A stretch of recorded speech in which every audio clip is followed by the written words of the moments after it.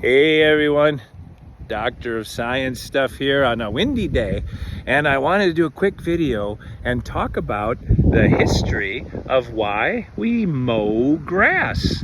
And I'm just looking at some of the nice cut grass here on Rattlesnake Ranch, and I'm reminded of the story, and it started like dozens of years ago when the Pilgrims were here, and they got tired of going into the tall grass and like stepping on like snakes and broken bottles and landmines and stuff, and so they wanted to cut the grass so they could see what they're stepping on.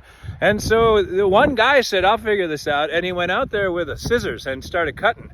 And you know, there's a couple people standing around going, it's gonna take a while. So they got all the adults in the village out with scissors, and they're all crawling around with scissors and the snakes and the rocks and the stuff. And anyway, the Grim Reaper happened to show up because so many people died back then. The Grim Reaper he had a room at the motel, but he's kind of leaning on his thing, watching and waiting. And one of the scissor guys looked up and said, hey, what's that you got in your hand?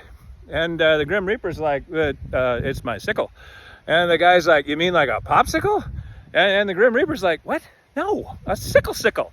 And the Pilgrim's like, that's kind of a redundant name, but hey, can we use that thing? And the Grim Reaper's like, yeah, whatever. And so they're using it, whoosh, whoosh, whoosh, and it's working great.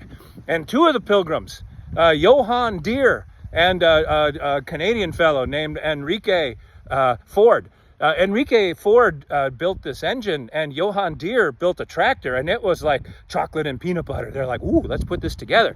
And they got it working, and they're like, yeah, give me some of them sickles. We'll just have this thing whip these all over the place. And it worked great. And a lot of people were killed. I'm not gonna lie. It was messy.